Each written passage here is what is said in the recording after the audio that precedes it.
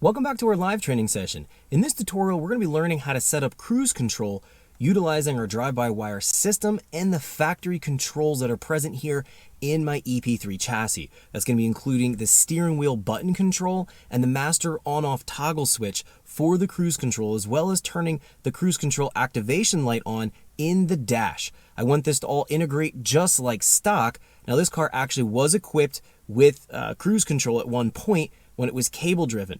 It actually has a cruise control module under the dash, and I actually stole wiring from that and I wired it into the link. So I'm going to go through a schematic and show you what I implemented here into the link, how to set all that up, and then we're going to learn how to program it and make sure that functionality works and is present. We have some fail-safes we have to build in here based on the clutch pedal, based on the brake pedal to turn off the cruise control.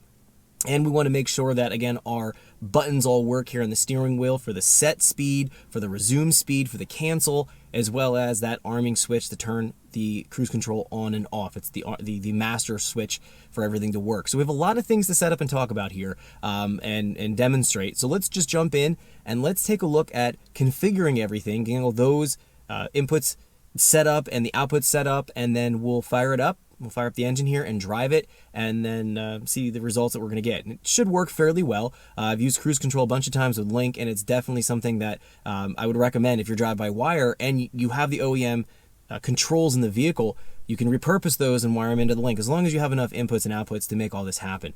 And we're going to talk about what I did in this specific tutorial. I actually used spare analog inputs rather than digital for the wiring, and I'll discuss all that here in just a little bit, but you have a lot of flexibility here in how you can actually integrate things. The other thing I'm going to talk about towards the end of the tutorial is going into our water pump for the intercooler and being able to set that under some specific conditions, so it's only going to turn on when the engine is running and when the water temperature gets too warm or the intake air temps get too warm. We want it to start to function, start to work, because if we're getting into a situation where we have any kind of warm water temp or warm air temp, we definitely want it circulating, running constant. So I'm going to show you that, and also implementing a fail-safe strategy in case the water pump stops working. I've had a bunch of different times with supercharged S2000s, for example. They run a water pump for the air liquid intercooler on a Vortec kit or on a Science of Speed kit, and for whatever reason the pump goes bad or the system runs low on water. The water temperature in the system skyrockets, the intake air temperature skyrockets, and what ends up happening, even with knock control and fail-safe strategies in place, the engine can still get damaged over time. So I want to avoid that on this particular setup, and I want to set up a fail-safe strategy. I'm going to share with you how to do that as well. Pretty simple, pretty straightforward. Let's jump in here and take a look at how I've wired and set up the drive-by-wire, and then we're going to do our testing and make sure everything is going to function, and then we'll actually drive it here on the dyno and see the cruise control in action and make sure we have our PID gains set correctly. Okay, the first thing we're going to do is jump over here. Let's go all the way over the very last window. That's going to be our cruise control window here. Now in the window, we have our cruise control programming that we're going to do right here. There's also the brake switches. So there's a brake normally open, brake normally closed, and clutch switch. Now, in order to make the cruise control work, you have to have at least the brake switch. You don't necessarily have to have the clutch switch. I would recommend a clutch switch always with a stick vehicle with cruise control. That's how, for example, Honda here has implemented the control. If you tap on the clutch pedal, if you tap on the brake pedal, or you hit the cancel button, that'll turn off the cruise control. Now, if you're an automatic, obviously you're not going to have a clutch switch, so the brake pedal is going to be all you have, along with your cancel button on the steering wheel or wherever the control is going to be on your vehicle to turn off the cruise control. But we're going to include all three of those because we have it into the OEM wiring. So this is actually with any older Honda. It could be for an Integra, could even be for a Civic. Some of the EK, I don't think EGs had cruise control, they might have. But anything that's going to have the steering wheel mounted buttons, it could be for Accords, it could be for TSX, it could be for the RSX, the EP3 chassis, the Honda S2000, probably even the NSX. They're all going to be set up the same way. The buttons are going to be working the same way, and the control system is going to work the same way. So what we're going to cover here will apply to a huge generation of different Honda platforms for cruise control. So what we learn here can be applied to all of those. It also can be applied to anything that you want to implement cruise control on. So if you don't have the OEM buttons and the functionality, you could use a CAN keypad to go in and have, let's say, your cruise set, cruise cancel, cruise resume switches, an arming switch for the cruise to turn on. So you have some options here in flexibility. We're just going to strictly stick to how we wire in the OEM components. So let's go in here and turn some things on and start to take a look at a few things. So we're going to go up here to our cruise control mode, and I'm going to go from off, and we're going to set it to speed. We want to target speed and cruise control. It's the only option we have here. Now the switch type is going to depend on the vehicle that you're working with. Hondas, from what I've seen, looking at a lot of different wiring schematics, are all going to be a digital input. What this means is that, for example, the arming switch that's on the dash to the left of the steering wheel here, that's the on-off switch. When I press it, it's going to be sending a 12 volt to the cruise control module to tell it that it wants to arm it. I've repurposed that and I've wired it to the link. So I'm going to be sending a 12 volt in. Also, the steering wheel buttons, they're also going to be digital inputs. So if I hit the resume, the cancel, or the set button, they're going to be sending 12 volts in to the cruise control module. I've repurposed that and rewired it to the link. Likewise with the clutch pedal, likewise with the brake pedal, they're both going to be digital type of inputs. So everything we have here in terms of the control is digital. Now your vehicle might be different. Analog might be what you find. I believe Nissan and Infinitis have an analog type of function. The Euro set and resume increments, this is probably going to be more for VW, Audi. I don't have a whole lot of experience with those with cruise control, so these I'm not exactly sure. It's just the implementation of how the control works. But we are going to be digital for all the Hondas that I've seen. So I'm going to go ahead and click OK. Now, we have a cruise active light, cruise enable light. The cruise enable light, we don't need to have anything in this case because the button that I have on the left of the steering wheel, if I push the button, it's a toggle switch, so it toggles on and latches, and it's going to be illuminating green, showing that the arming switch is on. I don't have a separate light on the dash to tell me if the cruise control's been armed. It's all done just through that toggle switch again to the left of the steering wheel. That location in your Honda may be different. So I don't need to have a cruise enable light, but I do want to have a cruise active light. The cruise active light is what we're going to illuminate on the factory dash when we want to go in. Obviously, we set the arming switch on, we're meeting the conditions. It's going to tell us that the cruise control is actually on. We want to have a visual indication that it's on. Now, in this case, I've wired it to the cruise control module under the dash. It sends an output to that light when the conditions are all met and the arming switch is met and the cruise is actually functional. It turns on the light in the dash. So I've just taken that wire and I've repurposed it to the link using an aux output. Let's go and look at our wiring schematic here so we can make sense of this. I'm kind of describing there's a cruise control module and some of this wiring. It's going to be a little bit easier to take a look at a wiring schematic to see what we're talking about. So let's go over here. I have that open. We can find here for taking a look, this is the entire wiring schematic for cruise control. Now taking a look in our window here, this is going to be right here, the cruise control module. So we have wires coming in and out of it. What we're interested in right now, taking a look, is going to be this cruise indicator light right here. We can see that's showing on the gauge assembly. We have power coming in, that's coming in right here from the fuse panel. And then this blue-yellow wire, this wire right here runs all the way back to our cruise control module, and that's the cruise control module is going to be sending an output right there on the blue yellow to turn this indicator light on when the system is actually not armed but running. So it's controlling everything, it's on. That'll give you visual indication on your dash as you're driving what's going on. So I definitely want to have that light. So I've assigned this blue yellow to an aux output. I have that noted here in my notepad. So if we're taking a look here, the cruise active light is set here to aux 5. Now, looking at the schematic, the way this is set up here, is that this blue-yellow is going to be grounding this indicator light because this yellow wire coming in, that's power coming into the bulb. So to complete the circuit, we're going to be grounding the cruise indicator light.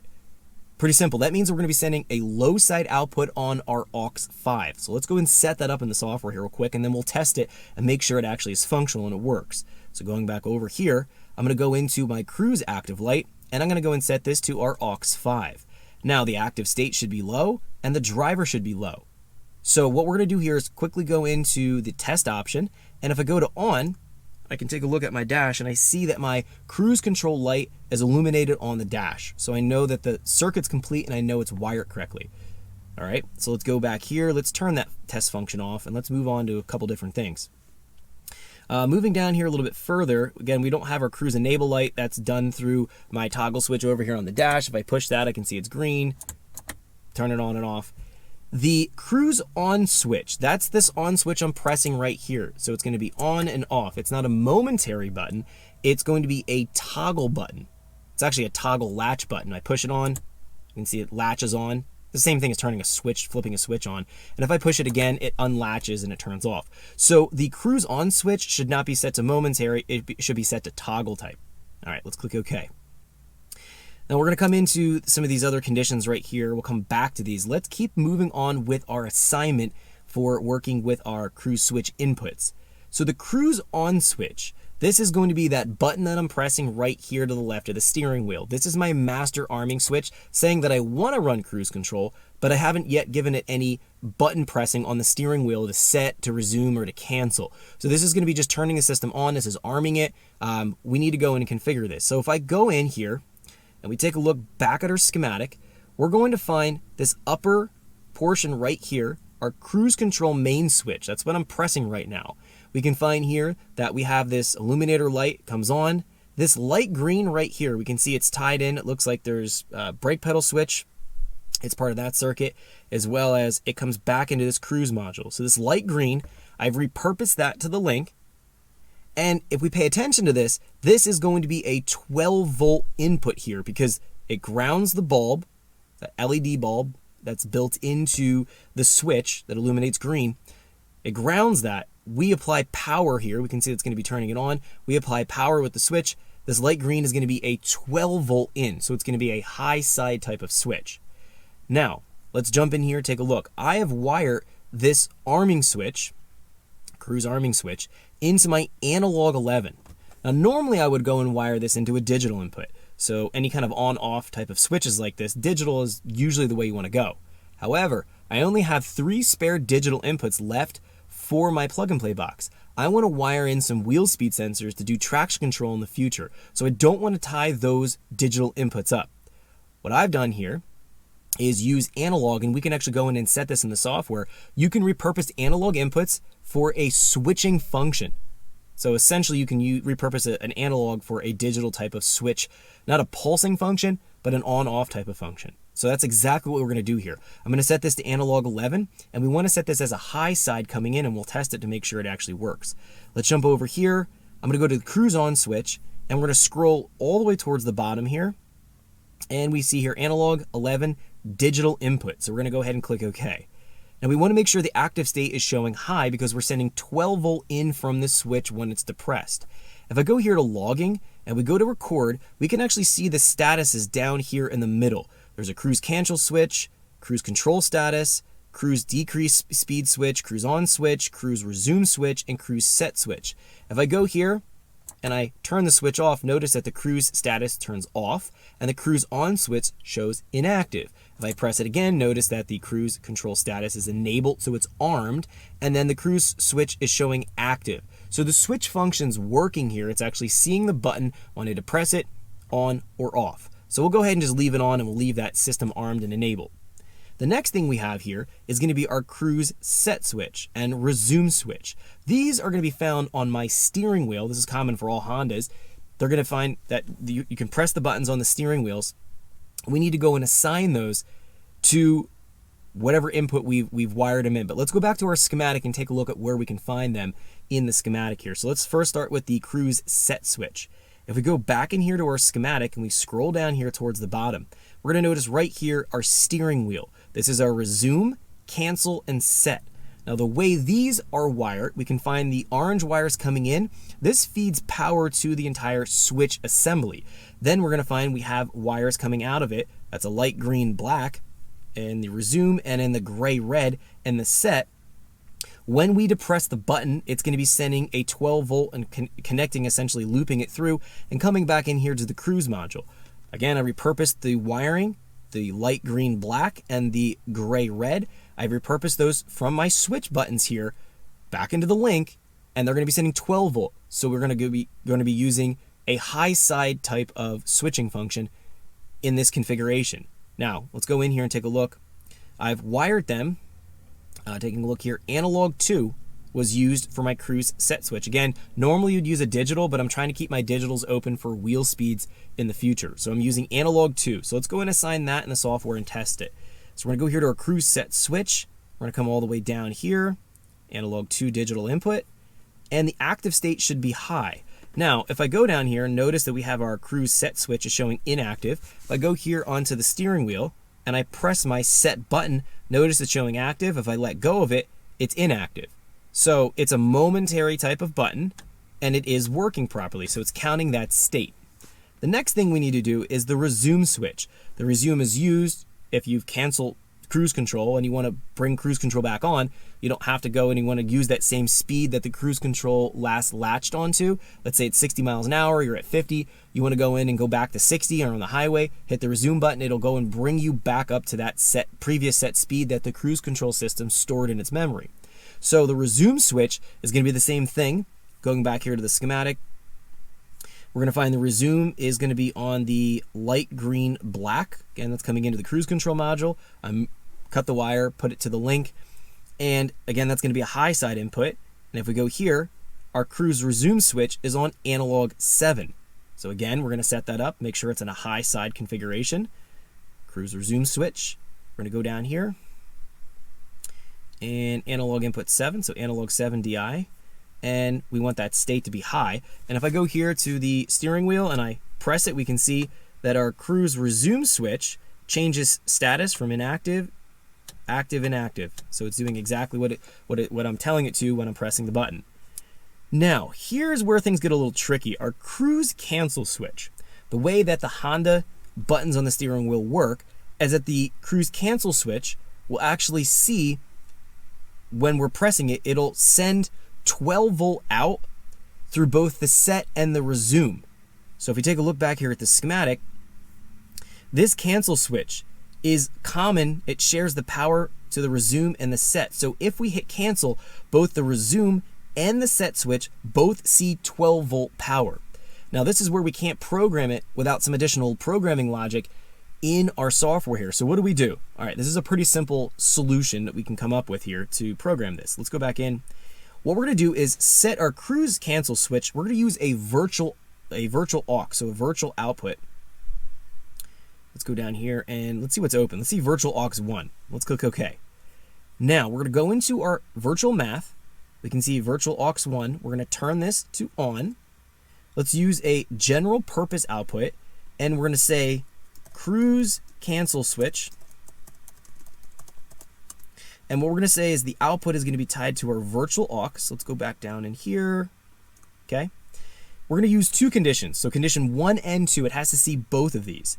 We're going to say on and off delay to 0 seconds. The switching parameter, we're going to say cruise set switch is equal to active and cruise resume switch is equal to active. Remember, they're going to both sending 12 volt out, so the statuses will change from inactive to active when I press that cancel button.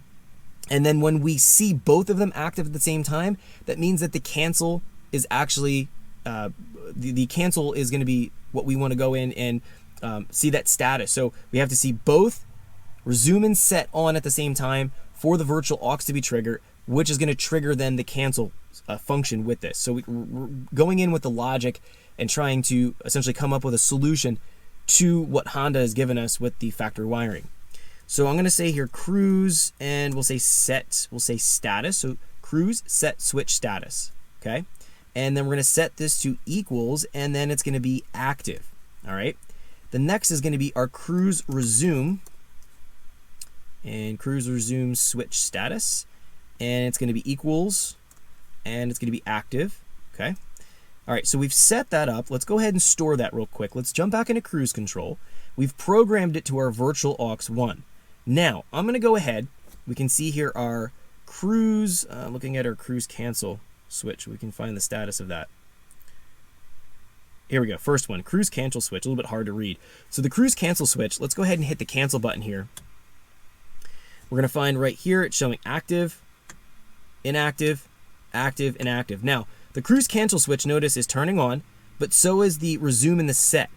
If the system sees the cancel switch turn on, it'll bypass and ignore the other functions here, so the resume or set. So we don't need to do any other programming logic here to make the cancel button work. So we can see that's going to be functional. Now, let's take a look at the other options that we have to program here. That's going to be our brake normally open. Now, this is coincidentally wired into the factory ECU already. So the brake switch is already part of the factory plug-and-play G4x wiring. We can take a look down here. We're going to see a brake normally open state. We also see our clutch state. Right now, the normally open is showing inactive because it's assigned right here. So this is going to be sending a high side input or a 12 volt in when I hit the brakes. If I go ahead and push the brake pedal, we can see it's showing active. Come off, it shows inactive. If the cruise control sees either the brake pedal being pressed or the clutch pedal being pressed, it'll turn off the cruise control. Also the cancel button, but the brake pedal and the clutch switch are going to be states that it looks at. So we know that the brake pedal is one. You have to absolutely have that. It's luckily wired here already and have to do any further wiring. But the clutch switch is what we do have to wire.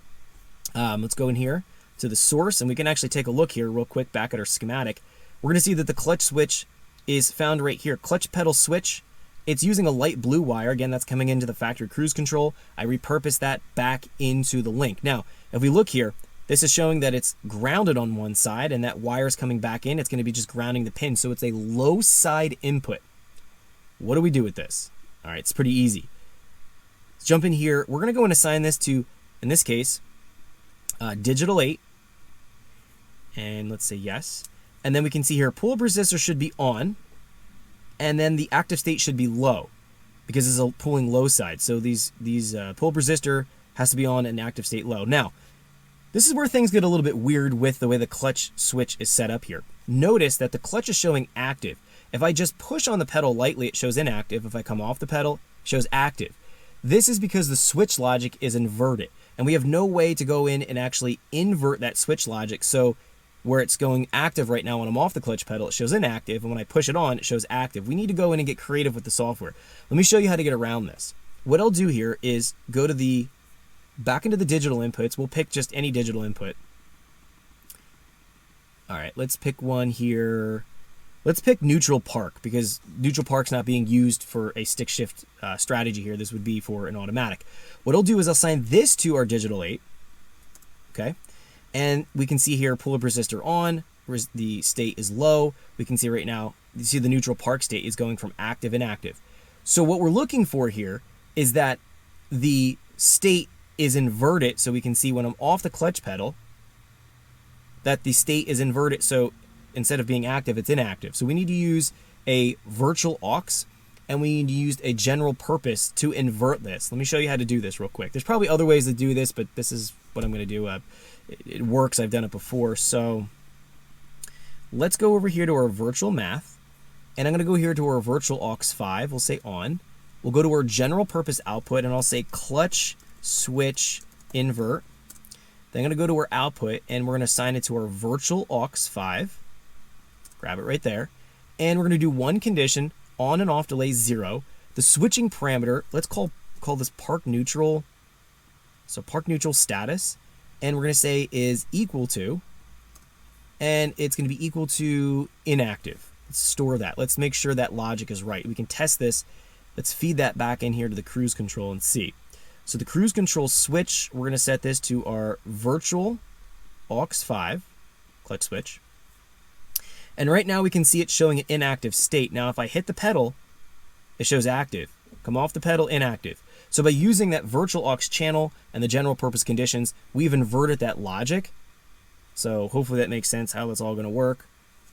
Again, there's probably other ways to do that, but it's just the way I came up at the top of my head real quick to make that happen. And I've done it before. I've done similar type of inversion with the software. Okay, so we've said everything. The last couple details are going to be found in here for the min and max speed lockout. I'm going to say the minimum I want cruise control to function is 30. The maximum, let's say, is 80 miles an hour. Max acceleration is how quickly it's going to allow the cruise control and the drive-by-wire throttle movement to accelerate up to a target or keep you at a target. It's going to be essentially how aggressive it's allowed to go. We don't want to get too crazy with this. I usually use 4 to 5 km/h/s in the value there, so the max acceleration. The proportional, integral, and derivative gains are critical to make this work. We need to be careful with these, and we want to start off with reasonable values. Tiny values in here have a massive effect on the PID gains and the closed loop within the speed targeting. I'm going to go in here and use a proportional of 1.5, a derivative of 2, and an integral of 0.04. These values are good starting values. I usually start off with something around that, and then I tweak and adjust per car depending on how everything reacts. And we're going to test this on the dyno and actually see. So we've set up everything. Thanks for checking out our teaser clip. If you want to see the rest of this video and more than 500 hours of current EFI training we have to offer, make sure you click right here. If you want to go and check out more teaser clips from this training course, click here. And you don't want to miss any of the videos we're going to be releasing on this channel, so make sure you subscribe and click here. Thanks for watching, and I'll see you guys later.